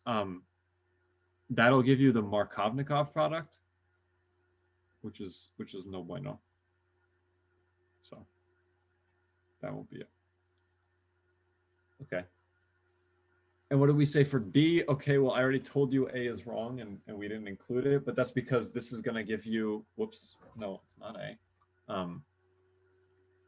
Well, I should say most people went with C. Okay. Turns out C is correct. So let's see what the other ones. Acid and heat, well, it's going to hydrate it, but it's going to give you the Markovnikov hydration, right? So this is Markovnikov, right? B, it's also Markovnikov, right? So both of these will give you a structure which looks like,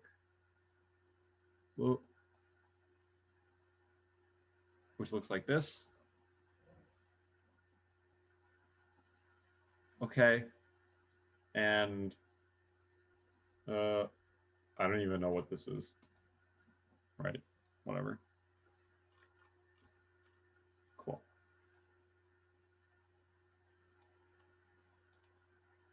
End polling. Nice. That was a good poll. If I may pat myself on the back for that poll. Okay, cool. Great. So the next question is to do a bunch of synthesis problems. And these are good practice. And this is kind of like how I keep saying, like, oh, you guys are like, this is like the point where you're able to do a lot of like serious stuff, is because you can do synthesis problems and they'll come up a lot, right? So whoops, I don't need to do that. Okay. So this is a fun synthesis problem. Fun story about this problem. When I wanted to become a workshop TA, the people were like, oh, hey, can you do this problem for us? As like do you know your stuff? And then I did this problem, and so we'll see if I can do it again, right? Well, when we're looking at this problem now, this is going to be more work, right, than what we've done in the past, because we have a lot more reactions at our disposal. Okay, so the trick is generally going to be retrosynthetic analysis, and if you're not sick of the term yet, you will be. Okay, so what do you notice about this molecule, and how did we get there?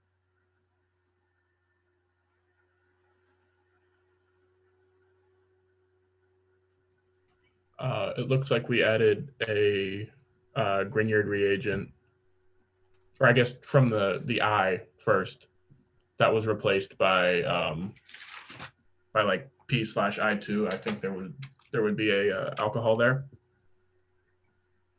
I agree with you. Yeah. Okay. Yeah. So you know two ways of adding iodines, right? You could do SN2 or you could do P and I2. This one is way better. SN2 is like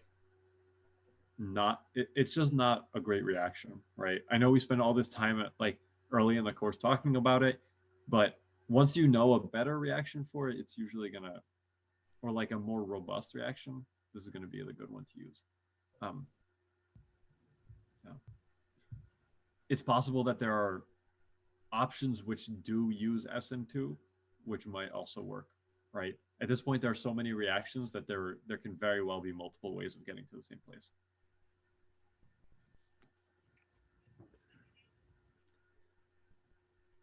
Well, okay. Now let's step back and look at what we started with and where we are, right? So we started with this thing over here, right? Which means that we're gonna have to have made this carbon-carbon bond at some point, right? And any ideas about how we can... Can we make the thing on the left a Grignard? Good, because we're making carbon-carbon bonds, so we might want to have that at some point. Okay. And now we can just close the loop, right? We can finish. So what do we add? The pentane ring with an aldehyde on it. Why an aldehyde?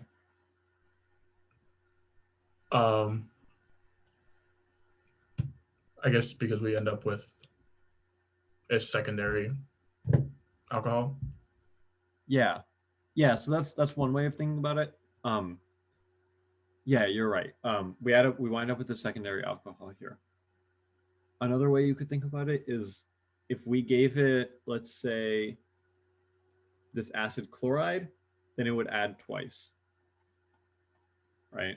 And that's no good. We don't want that, right? So we're not going to use an acid chloride, for example, right? Same thing with an ester. We're not going to use an ester either. And we're not going to use a ketone because this isn't a tertiary alcohol with some extra stuff there, right? It's just a secondary alcohol. So there's also a hydrogen on here, which means that hydrogen had to be on whatever we reacted the Grignard with. Yeah. So it's going to have to be the aldehyde. And we did it. Could you have also formed the bond between the alcohol and the cyclopentane using the same thing, except having the cyclopentane be the Grignard? Oh yeah. So that's a good alternate, right? So if we want to go from here to, I'm just going to write product, right?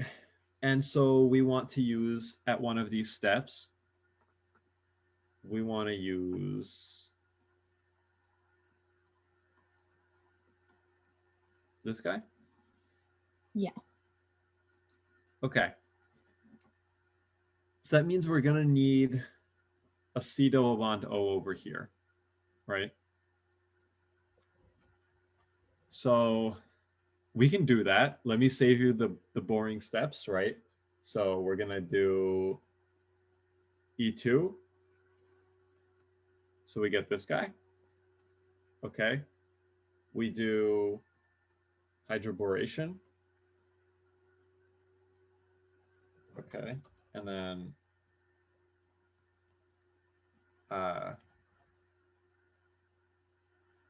H2O2 and NaOH is what you add, right? Yeah. Okay. And so that gives us this OH, right? And then from there, pick your favorite. You can use Swern, right? Well, it's not just pick your favorite. You have to be a little bit careful because we'll want an aldehyde. Okay. Great. We did all those extra steps, right? But that's okay. Let's see what happens. So, okay, well, we'll need an aqueous workup too. I should have written that in here also. All right, so we have this, we got up to here.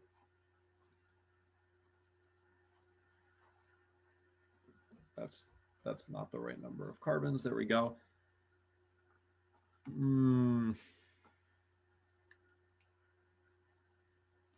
Problem, which is that alcohol is on the carbon next to where we want it. Right. So I guess I was wondering, like, from the first step, like where you drew the red squiggly line, why couldn't you have just drawn the red squiggly line at the other point and then made, like, have the aldehyde be connected? That's what you, okay. I misinterpreted. Yeah, so let's say we started over here, right?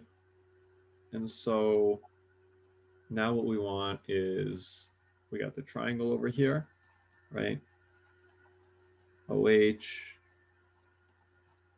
it's pentagon. Okay, cool. And we made this blue cut. Okay, so let's work our way backwards, right? And so we have this triangle, guys. So we had to have this aldehyde, and then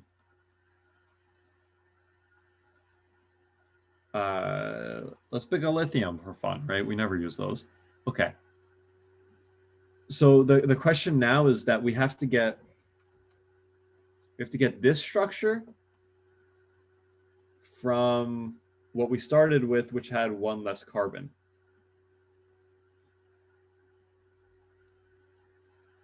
So it can be done.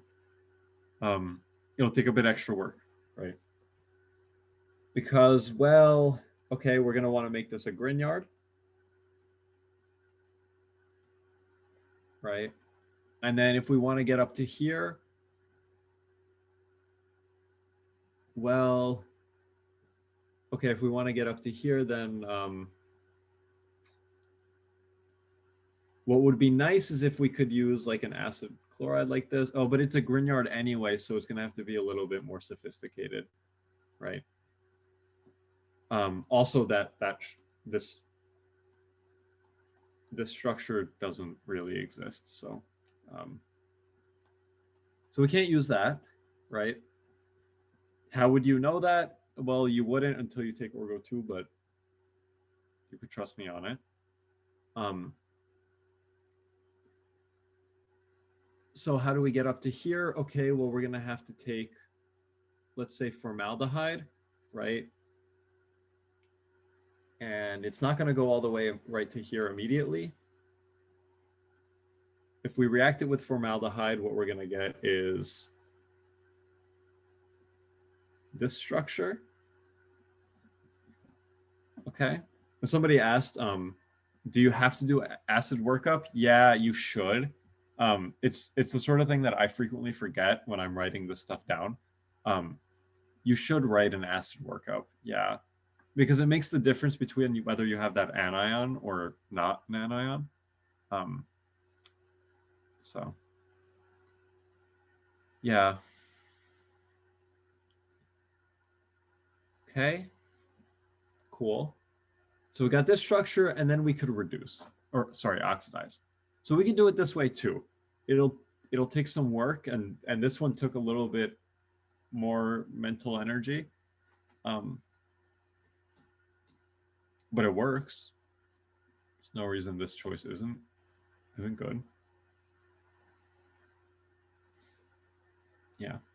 I just think this one came out to be a little bit harder because you have to do 2 carbon-carbon bond formations. But hey, that's okay.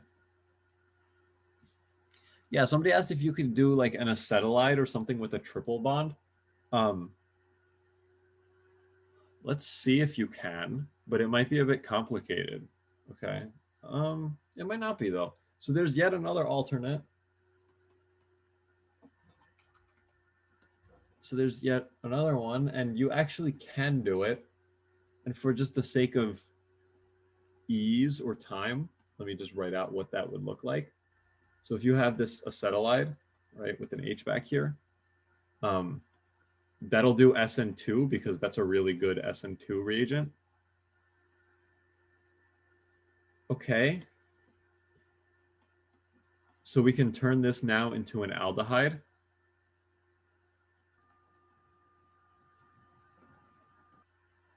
Oh, and we ended up with an extra carbon, didn't we? Is that right? It looks like we did. Scrolling back up to the structure we started with, yeah, we're going to wind up with 1 carbon too many. We have to just add 1 carbon.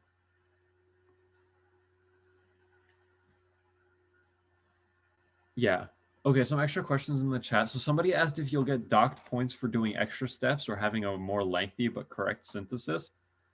It depends. Like, if the difference is like 1 or 2 extra steps, which, well, it's not that many, it's probably fine, right? Sometimes there are some really nice ways of doing things, which will take like 2 steps. And if you use like a way more complicated way, they might dock points. If you go really, really lengthy, they might dock points because there are probably some ways to do some of those steps faster. So they might. It probably wouldn't be a super substantial amount, at least not in my experience. But they could, yeah. Yeah. Somebody else asked if there's a difference between Grignards and organolithiums. For all intents and purposes, no, none that I can think of. I don't think I've seen any at any point in Orgo 1. Okay. Cool. Let's do one more, and then I'll leave you guys to study and practice. Okay. Oops. So there is, or I should say there are 2 more. There are 3 more problems, so we'll do one extra, and then we'll wrap up. Let's pick one of these. I'll just pick the next one. Okay. So where did it go? Okay, it's up here.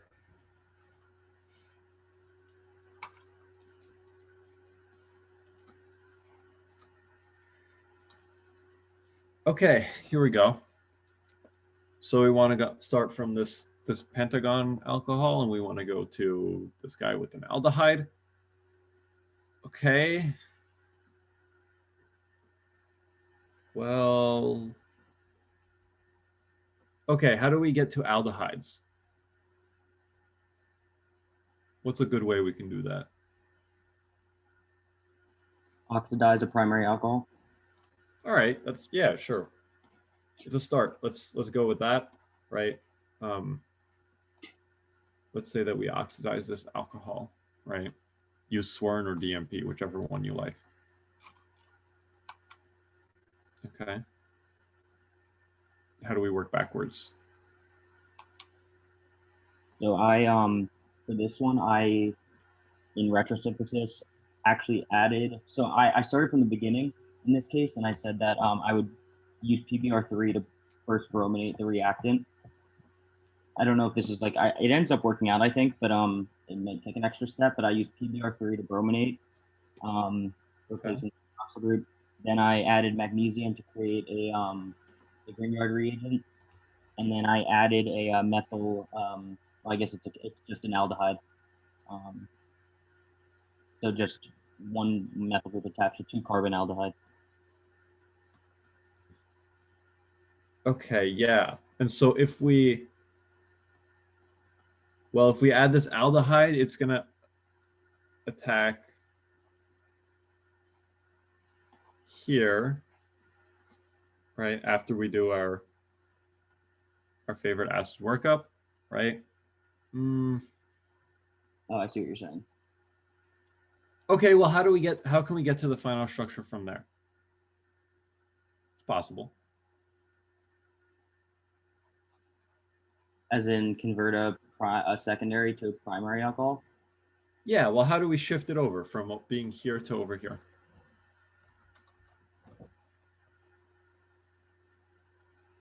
Use like SN2 with a bulky base or something.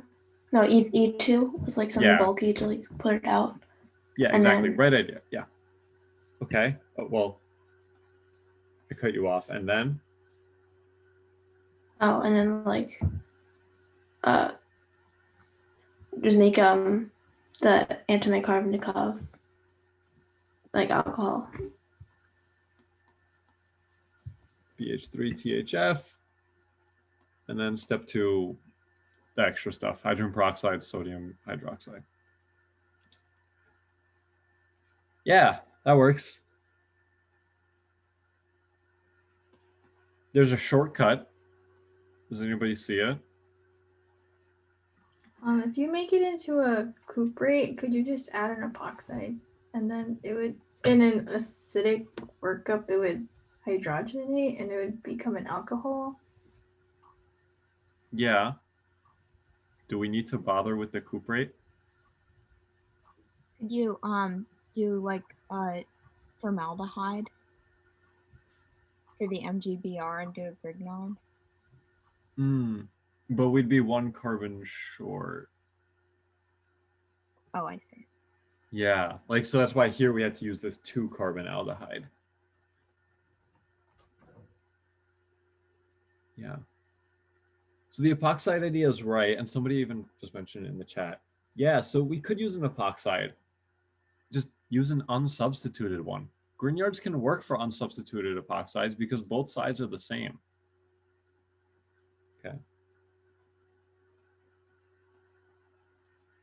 An acid workup, and you're done.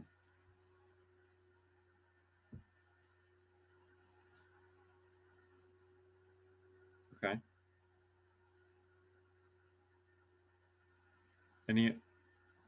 Well, that's one way you could do it. There's another.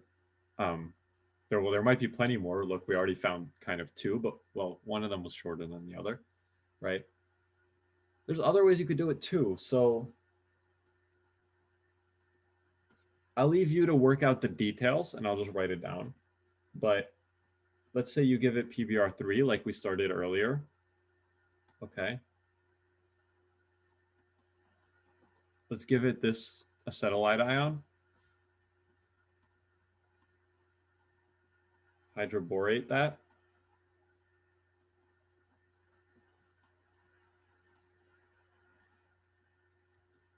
Okay. And you're done. That's pretty fast. Okay. So that's a nice process. It's one that is good to check and work out for yourself. Okay. Cool. Okay.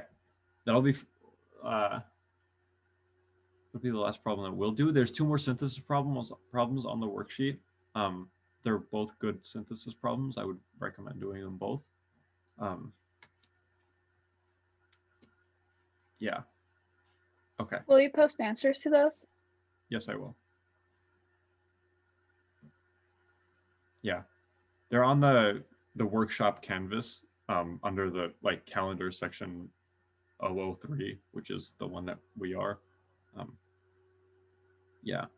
They're not on that workshop canvas by now. Well, close to the end of the semester, but you can let me know or send me an email or something. Yeah. If you want to be added, just send me your pen key in the chat, like the first part of your email, and then I can add you.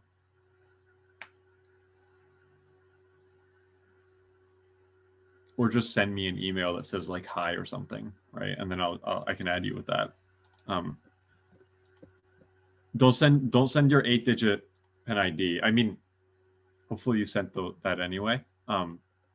Just like you could just write your email, for example, and that would be fine. Okay, cool. I got a couple. Oh, okay, cool. Okay. So stop share. Let me talk to you guys. Okay. Okay. The quiz is tomorrow. Good luck. You are superstars. I hope it goes well.